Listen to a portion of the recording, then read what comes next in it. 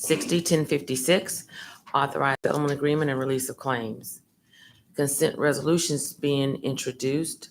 03-1060, appoint April Boudreaux to the Mobile Museum of Art Board. 40-61, fixed cost of demolition of structure on Bob Street.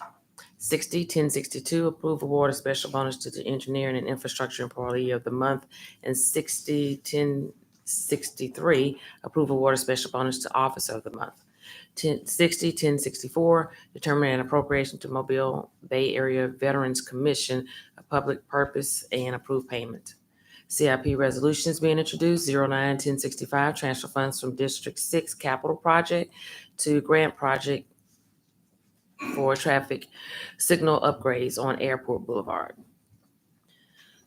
Resolutions being introduced. 01-1066, authorize agreement with MCCI for software products and services for Municipal Archives Department document management processes. $138,414.13. 08-1067, approved purchase order to Gulf States Distributors for respirator mask for the Mobile Police Department, $44,325. 08-1068, approved purchase order to MSA Safety for replacement parts for breathing apparatus equipment, $91,171.89. 08-1069, approved purchase order to Norlab for tracing dye bags for Public Works, $20,195. 08-1070, approved purchase order to Power DMS for annual subscription for policy management software, $16,198.62. 08-1071, approved purchase order to United Rentals North America for trench shoring boxes for Public Works, $17,490.67. 08-1072, approved purchase orders to Vertiv Corporation for maintenance services for power supply units, $37,444.01. 08-1073, approved purchase order to Whittier Surveying for boundary line topographic survey and utility line location for 1668 West I-65 Service Road South, $18,790. 09-1074, transfer funds from capital project to capital project, $164,558.11. 21-1075, authorized contract with Advanced Roofing Solutions for Sanger Theater re-roofing, $737,000. $737,000. Mr. Reynolds. On our OVG obligation to spend capital dollars, I don't remember that total amount we're supposed to spend, I guess, annually. Does this go towards that, meeting that obligation? I mean, this is actually TIF money that's going into the Sanger, specifically identifies the Sanger as being able to be eligible for TIF.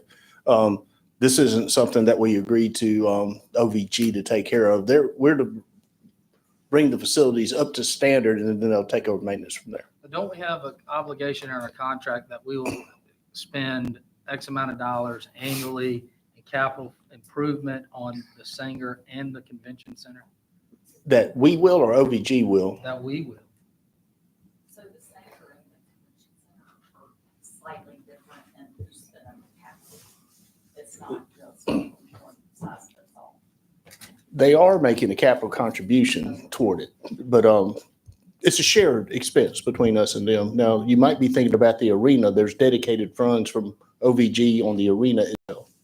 I mean, I have to pull that to refamiliarize myself, but I think I recall that it said that the city is obligated to expend X amount of dollars annually for capital improvement. And I guess the question is if that is the case, could this be a qualified expense towards that?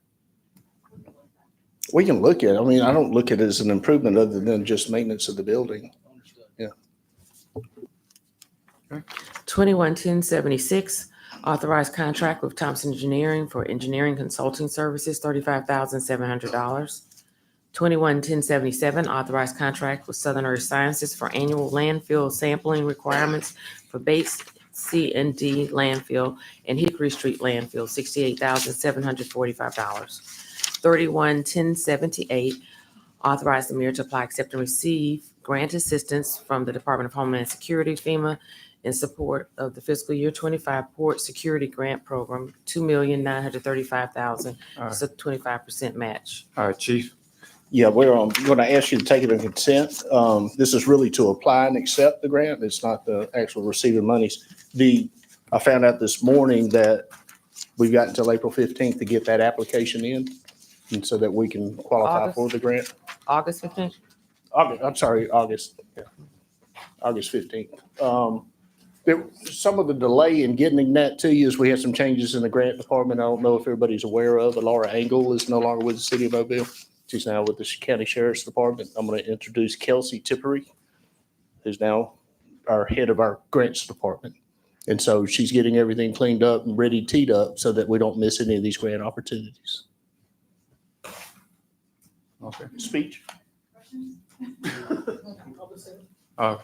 Include that in with the waiving, if everybody's okay with that. Which reminds me, we have a number of them today. I just went through those that are under 50,000. I'll just call them out, but there are a lot. Go ahead. Today. You want me to call them out? Yes. Oh, okay. I will, starting with 081067, then 081069, 081070, 1071, 1072, 1073, 1076, and then turn the page to get to the one we just talked about, which is 311078. Good. Carol? Woods? Reynolds? No problem. Penn? I'm good. All right. Vice President? Heather? Yes, if I could ask Chief Glisson if he would come to the podium. You may have seen in the last couple of weeks, Mobile Fire Rescue has been very busy in my district, and there have been a couple of events that ended in loss of life. One was yesterday and one was last week. We had a residential fire on Racine Avenue that resulted in the death of the victim. Well, the victim was the homeowner there. And then yesterday, during what should have been, I guess, more or less a routine cleaning of some pipes in Princeton Woods, resulted in the loss of life. So I just asked Chief Glisson if he would just go through both of those and also explain what's ahead and how you were working with the residents to provide more information and details, and especially with the smoke alarms as well coming up. Yeah, so our condolences to the family of Racine Avenue. One of the things that we try to do, this is one of those things that doesn't happen a lot here in Mobile, is a fire-related death. So when we do have these issues, what we like to do is try and make sure that we, search that entire area and reach out to those homeowners, go door to door, make sure that they have operating smoke alarms and batteries, things like that are working in their smoke detectors. And so we're going to start that Thursday. We've got probably about a 4-block area around that home that was affected. And we're going to be going door to door with our crews and making sure that we let them know what happened in the community, but also letting them know that we can come in and put smoke alarms at that same time in for them, or come back if they need us to. So that's just something that we try to make sure we're addressing. Additionally, yesterday, we had a chance to see our technical rescue team again in action. These guys, they train very hard. They go through a lot of classes to be able to do what they pulled off yesterday. Unfortunately, the outcome was not what we wanted, but we were able to make a safe recovery of both the victims. But a lot of work went into that. And we need to commend the crews that were out there. And I appreciate all the work and training that they put in to show that Mobile has one of the best fire departments, and our technical rescue team is outstanding. On the Racine fire, have you all, I know you've been investigating, but has there been a ruling on the cause of that fire? Not yet. They're still waiting on a few results to come back, but I will get those to you as soon as we can. Okay. And then yesterday, any early ideas or thoughts on exactly what happened? Talking to the contractor with Malls, one of the things that we have, I think we're putting together, and I know PD is still working on this investigation, but there was a displacement of the oxygen at some point down in that hole. One victim did not come out that was down there working. Second person went in to check on him and was overcome as well. A third one went down, but was able to get back out and self-rescue essentially, right as our crews were getting there. It was complex in the fact that the location of the incident was probably a mile off of the road back there in Princeton Woods. So it took them a minute to find the actual location. And there were some issues with getting the contractor, when they called 911, at the exact location.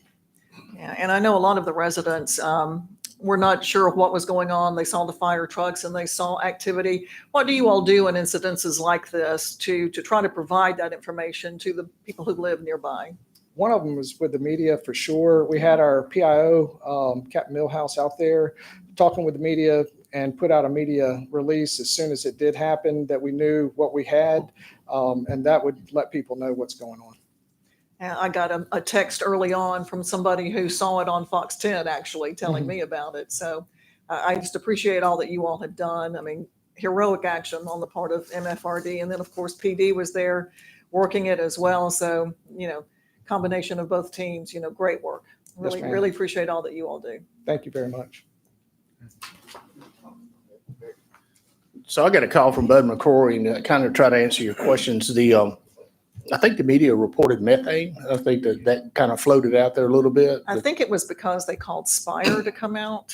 Yeah, talking to Yeah. Bud, they suspect it's a product of sewage called, I believe it's hydrogen sulfate, which is an incredibly dangerous gas that will cause death. And even if you survive it, sometimes irreparable harm to your lungs. Oh, But to kind of give more credit to the fire department, these guys had to go through a 28-inch opening, 28 feet down underground into a 48-inch space to make this recovery. And so I don't know if you're claustrophobic, but that would drive me nuts to do that. But it's a credit to the fire department. They always, when I was public safety director, referred to themselves as an all hazards department, not just a fire department. Because when I really thought about it, if they can't do it, who do you call? Yeah. And so they've done an incredible job. Everything from catching alligators to going 28 feet down in a well. So we need to give them a lot of credit. that was really remarkable. Or going off the RSA. Yeah, and where this was it's a cul-de-sac basically near the entrance of Princeton Woods, but it's kind of back in the back. And, you wouldn't even know it was there, had they not, had that location. But yeah, thank you very much. Yes, ma'am. Anything else from this council? Anything from administration? All right. We'll see each other at 10:30.